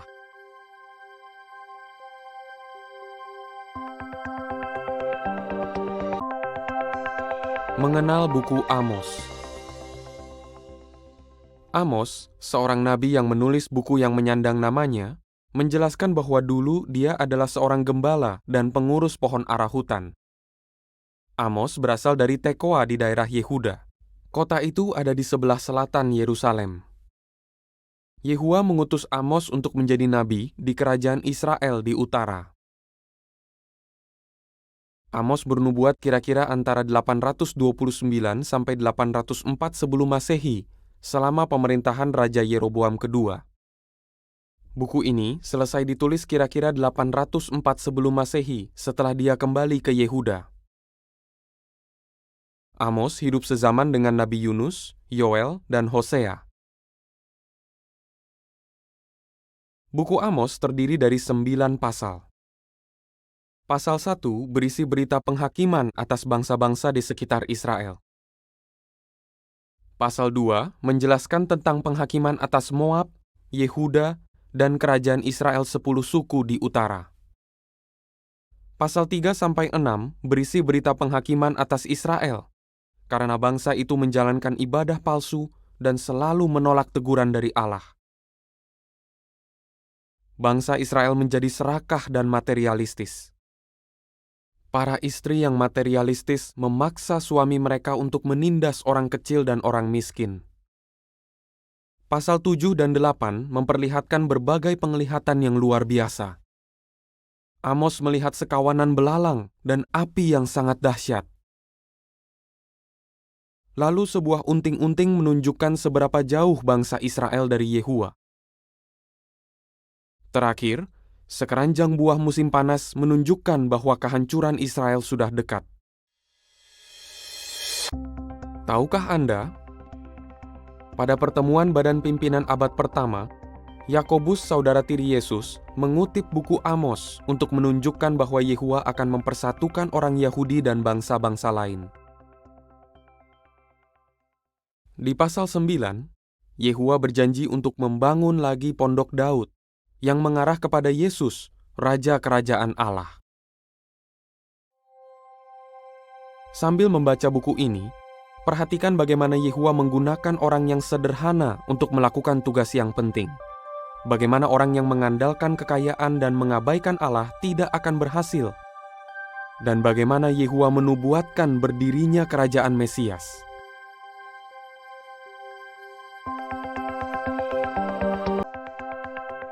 Mengenal buku Obadya. Obadya adalah seorang nabi Yehuwa. Buku Obadya selesai ditulis kira-kira 607 sebelum Masehi, setelah Babylon menghancurkan Yerusalem. Obadya hidup sezaman dengan Yeremia, Daniel, dan Yehezkiel. Buku Obadya adalah buku terpendek dalam kitab-kitab Ibrani. Buku ini hanya berisi 1 pasal. Buku Obadya berisi berita penghukuman atas bangsa Edom. Sewaktu Yerusalem dihancurkan oleh Babylon, orang Edom bersuka cita di atas penderitaan orang Israel. Orang Edom menangkap orang Israel yang kabur, menyerahkan mereka kepada orang Babylon, dan menjarah kekayaan orang Yahudi yang ditangkap. Tahukah Anda, Edom adalah saudara Israel. Mereka adalah keturunan saudara kembar Yakub, yaitu Esau. Dia diberi nama Edom, yang artinya merah, karena dia menjual hak kelahirannya demi semangkuk bubur merah. Obadya bernubuat bahwa bangsa Edom akan dijarah oleh bekas sekutunya. Nubuat ini mulai menjadi kenyataan saat orang Babylon mengalahkan Edom. Akhirnya, Edom pun lenyap. Di akhir pasal itu, Yehuwa berjanji akan memulihkan bangsanya sebagai umat yang bersatu dan memulihkan ibadah sejati di Yerusalem. Buku ini pun ditutup dengan kata-kata, Yehuwa akan berkuasa sebagai raja. Artinya, kekuasaan Yehuwa sebagai raja akan bertahan selamanya. Sambil membaca buku ini, perhatikan bagaimana Yehuwa peduli akan penderitaan umatnya. Bagaimana Yehuwa memberikan harapan kepada orang yang menderita, dan bagaimana kekuasaan Yehuwa sebagai raja akan bertahan selamanya.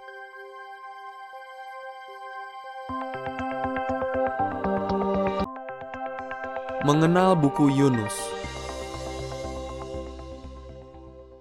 Yehuwa menugaskan Yunus untuk menyampaikan peringatan kepada penduduk Niniwe.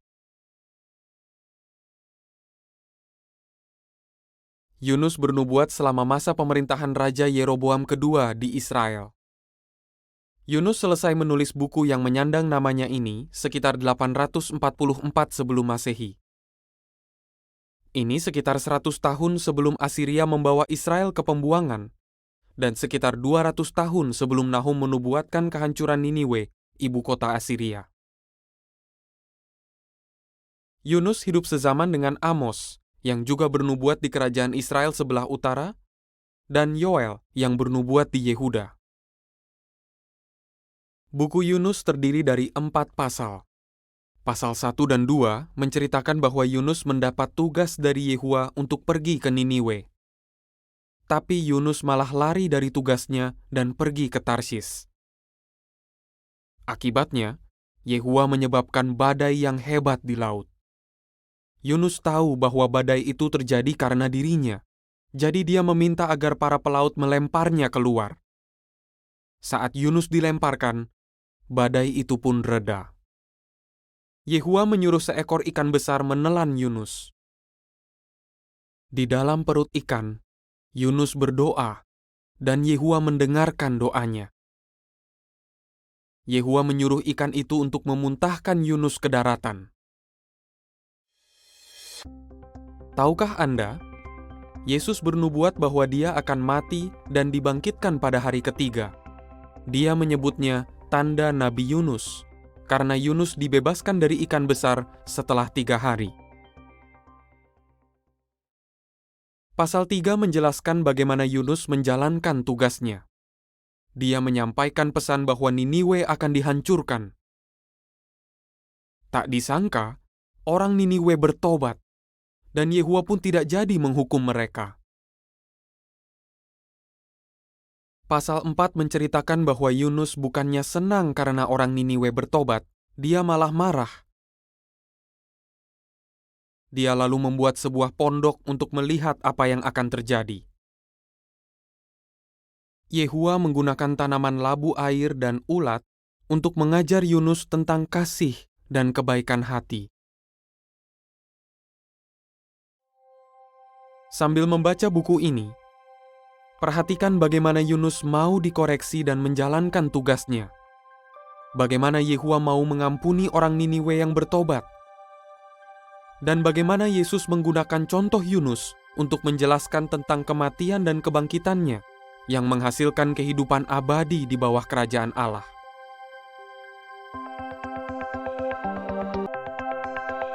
Mengenal buku Mika.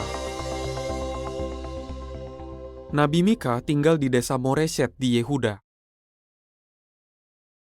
Dia bernubuat bahwa Israel dan Yehuda akan dihancurkan. Karena tinggal di desa, ilustrasi yang Mika gunakan berkaitan dengan kehidupan di desa. Dia melayani sebagai nabi selama kira-kira 60 tahun pada masa pemerintahan Raja Yotam, Ahaz, dan Hizkia.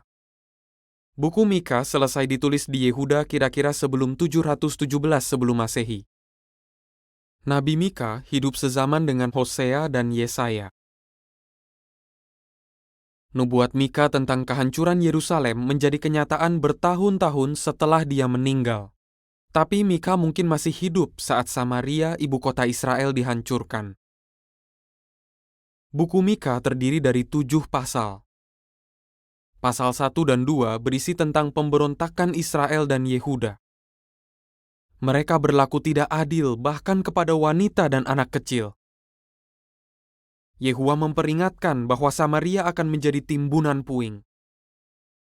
Dia berjanji akan membawa umatnya ke Yerusalem, dan mereka akan dipersatukan seperti domba dalam kandang.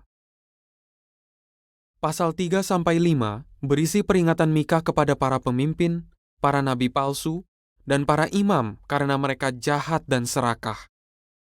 Akibatnya, Zion akan dibajak seperti ladang, dan Yerusalem akan menjadi timbunan puing.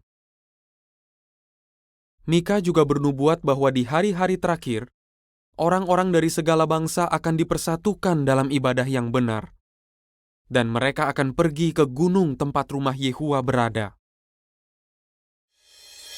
Tahukah Anda, Yehua membimbing Mika untuk menulis bahwa Betlehem Efrata akan menjadi tempat kelahiran Mesias. Nubuat ini menjadi kenyataan saat Yesus lahir di kota itu.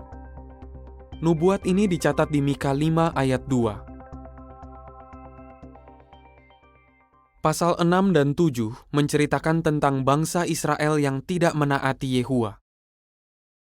Seperti dalam kasus hukum, Yehua meminta umatnya bertindak adil, mencintai kesetiaan, dan berjalan dengan sadar diri bersamanya.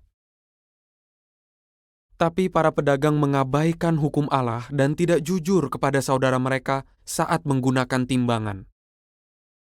Mika yakin bahwa doanya yang meminta keadilan akan didengar oleh Yehua, dan Yehua akan menunjukkan kasih setia kepada umatnya. Sambil membaca buku ini, perhatikan bagaimana permintaan Yehua masuk akal dan bermanfaat bagi kita.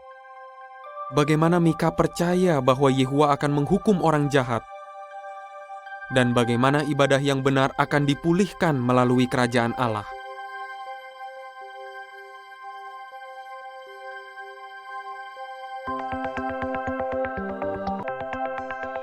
Mengenal buku Nahum. Nahum kemungkinan tinggal di Yehuda saat dia menulis buku yang menyandang namanya ini. Berita yang Nahum tulis berisi satu tema, yaitu kehancuran kota Niniwe, ibu kota Asiria. Orang-orang Niniwe terkenal sadis dan suka kekerasan. Kota itu disebut kota penumpahan darah. Bangsa Niniwe pernah bertobat dari kejahatan mereka ketika Nabi Yunus menyampaikan berita penghakiman kepada mereka. Tapi, bangsa Niniwe kembali melakukan banyak kejahatan.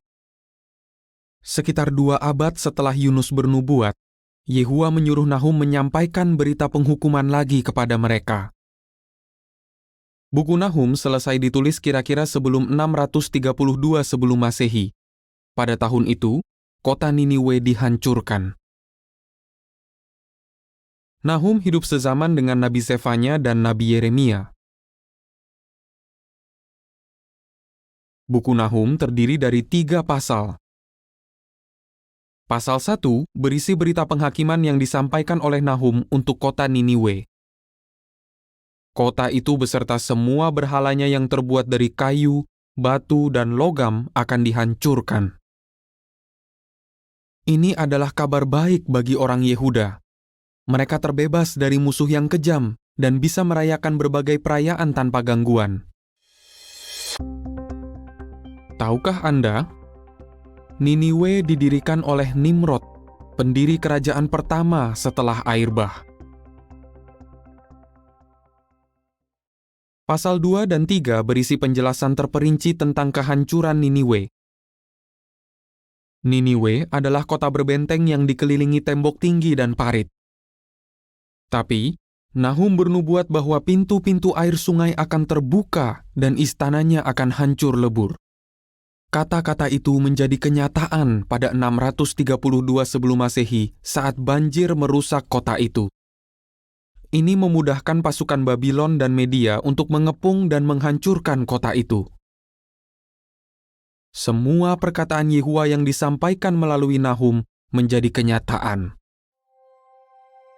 Sambil membaca buku ini, perhatikan bahwa Yehuwa membenci kekerasan, selalu menepati janjinya, dan menghibur semua orang yang mencari kedamaian dan keselamatan melalui kerajaannya.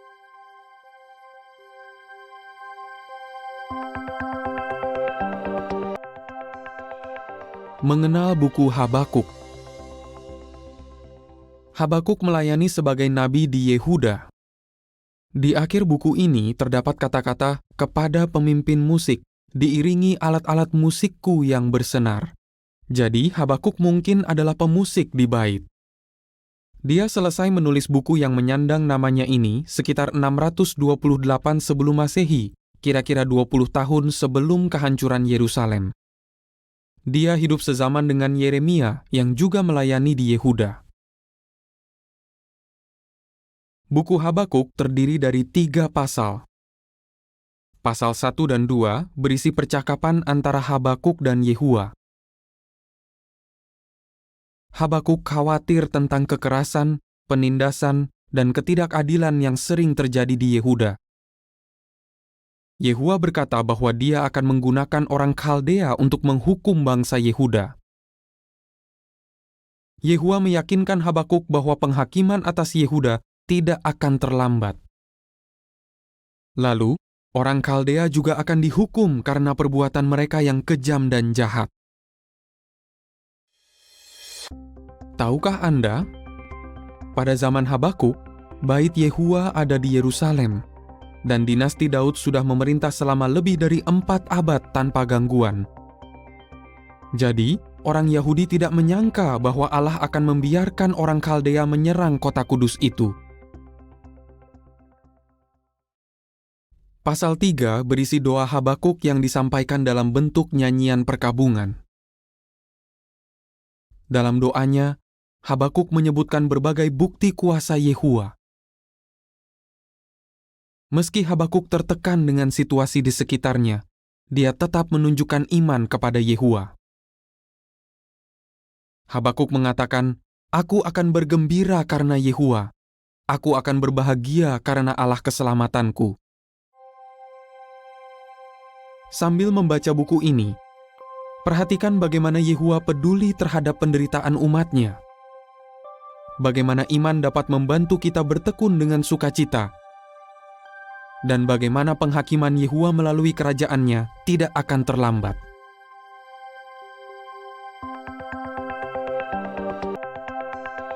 Mengenal buku Zefanya. Zefanya adalah seorang nabi dari Yehuda. Dia menulis buku yang menyandang namanya ini. Zefanya bernubuat pada awal pemerintahan Raja Yosia yang setia.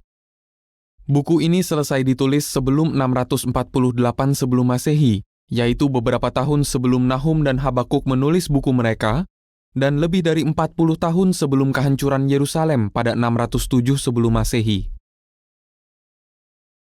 Buku Zefanya terdiri dari 3 pasal. Pasal 1 berisi peringatan kepada orang Yehuda bahwa hari penghakiman Yehuwa sudah dekat. Mereka berfokus pada hal-hal materi, menyembah berhala, dan berpikir bahwa Yehuwa akan membiarkan perbuatan buruk mereka. Di pasal 2, mereka diminta untuk mencari Yehuwa. Mereka harus percaya kepada Yehuwa dan menjalankan hukum-Nya. Tahukah Anda, upaya Zefanya tidak sia-sia. Raja Yosia yang masih muda mengajak bangsanya untuk berhenti menyembah berhala, memusnahkan berhala mereka, dan kembali menyembah Yehuwa di bait. Pasal 2 berisi berita penghukuman atas bangsa-bangsa di sekitar mereka, yaitu Filistia, Amon, Moab, Etiopia, dan Asiria. Di pasal 3, penduduk Yerusalem tetap tidak menaati Yehuwa meski mereka sudah diberi peringatan. Meski orang sombong akan dibinasakan, Yehuwa berjanji bahwa orang rendah hati yang bertobat akan diselamatkan. Sambil membaca buku ini, ingatlah bahwa kita tidak boleh berpikir kalau hari Yehuwa itu masih lama. Perhatikan bahwa orang yang mencari Yehuwa akan diselamatkan, dan bahwa orang yang rendah hati bisa menjadi rakyat kerajaan Allah. Mengenal buku Hagai. Hagai mungkin lahir di Babylon. Pada 537 sebelum Masehi, Hagai ikut kembali ke Yerusalem bersama orang Yahudi lainnya. Belakangan dia menjadi nabi di sana. Buku Hagai selesai ditulis pada 520 sebelum Masehi. Tapi, mengapa Yehuwa menjadikan Hagai sebagai nabi? Pada 536 sebelum Masehi, orang Yahudi mulai membangun bait baru di Yerusalem. Tapi pembangunan ini terhenti karena ada musuh yang menentang, dan juga karena orang Yahudi tidak bersemangat melakukan pekerjaan ini. Pada 520 sebelum Masehi, Yehuwa mengutus Hagai kepada orang Yahudi supaya mereka kembali membangun bait dengan bersemangat. Akhirnya, bait selesai dibangun pada 515 sebelum Masehi. Tahukah Anda, di pasal 1 dan 2 yang terdiri dari 38 ayat, Hagai menggunakan nama Yehuwa sebanyak 35 kali, dan 14 diantaranya ada di gelar Yehuwa yang berbala tentara. Buku Hagai berisi 2 pasal yang menceritakan 4 berita dari Allah. Pasal 1 berisi berita pertama untuk mereka yang mendahulukan kepentingan mereka sendiri daripada membangun kembali rumah Yehuwa. Hanya 23 hari setelah mendengar berita dari Hagai, Gubernur Zerubabel, Imam Besar Yosua, dan orang Yahudi lainnya mulai membangun kembali bait. Di pasal 2 ada berita kedua. Yehuwa berjanji bahwa dia akan mengguncang semua bangsa, sehingga harta dari semua bangsa akan masuk ke rumahnya. Dia akan memenuhi rumahnya dengan kemuliaan. Berita ketiga ditujukan kepada para imam. Karena bangsa Yahudi meninggalkan ibadah yang benar, bangsa itu dianggap najis oleh Allah. Lalu, Hagai menyampaikan berita keempat. Yehua akan mengguncang langit dan bumi. Ini berarti bahwa Yehua akan membinasakan semua kerajaan manusia. Berabad-abad kemudian, Rasul Paulus mengutip kata-kata Hagai ketika mengatakan bahwa kerajaan Allah melalui Yesus Kristus akan bertahan selamanya. Sambil membaca buku Hagai, perhatikan bagaimana kita harus mendahulukan hal rohani daripada hal lainnya. Bagaimana ibadah yang sekadarnya membuat Allah tidak senang, dan bagaimana kerajaan Allah melalui Yesus Kristus akan bertahan selamanya.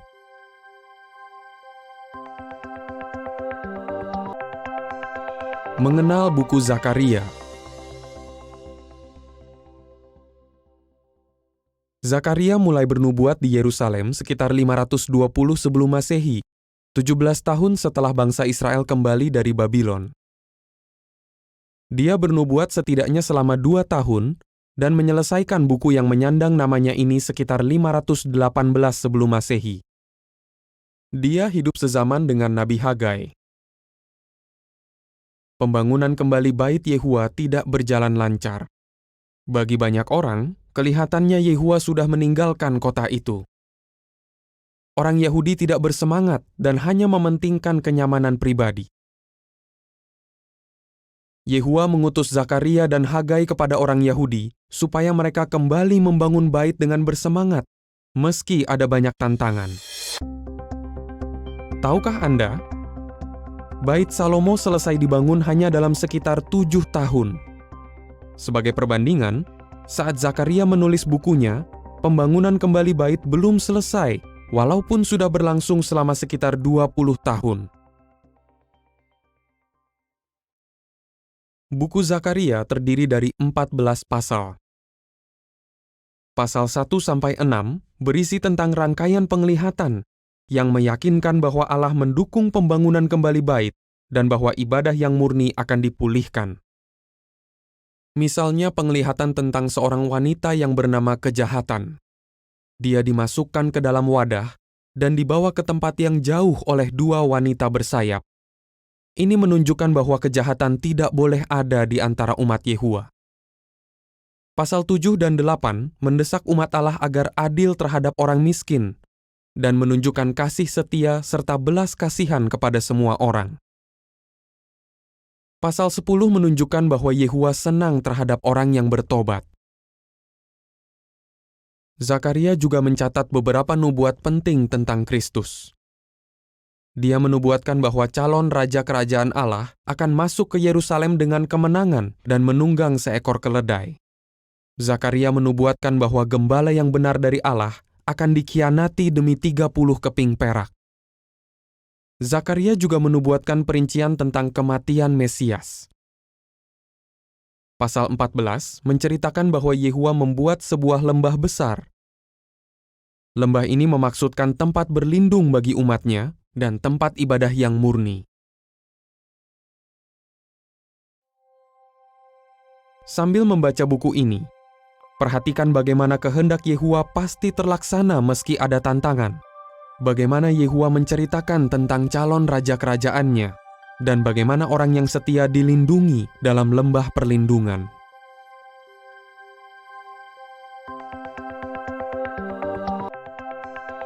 Mengenal buku Maleaki. Nabi Maleaki menulis buku ini di Yerusalem setelah orang Yahudi kembali dari Babylon. Dia dengan berani menyampaikan pesan dari Yehua. Maleaki selesai menulis buku ini sekitar 443 sebelum Masehi, bertahun-tahun setelah Hagai dan Zakaria menulis buku mereka, dan pada waktu yang sama saat Nehemia menulis bukunya. Sekitar 1 abad sudah berlalu sejak orang Yahudi kembali ke Yerusalem. Pembangunan kembali bait dan tembok Yerusalem sudah selesai. Tapi, bangsa itu masih membutuhkan bimbingan Allah. Buku Maleakhi terdiri dari 4 pasal. Di pasal 1 dan 2, Yehua tidak suka karena para imam melakukan banyak hal buruk. Yehua tidak suka karena mereka mempersembahkan binatang yang pincang dan sakit.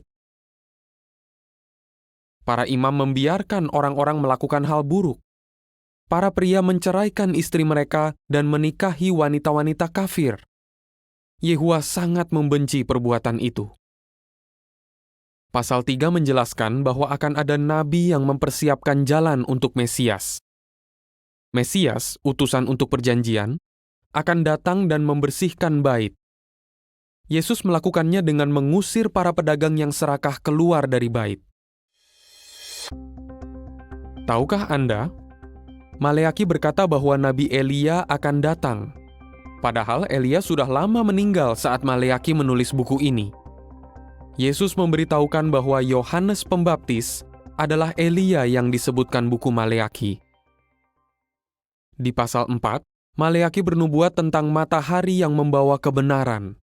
Itu memaksudkan peranan Yesus yang akan menyelamatkan manusia. Sambil membaca buku ini, perhatikan bagaimana Yehua mau kita memberikan yang terbaik untuknya. Bagaimana Yehua membenci perceraian, dan bagaimana utusan untuk perjanjian atau raja kerajaan Allah akan mendukung ibadah sejati.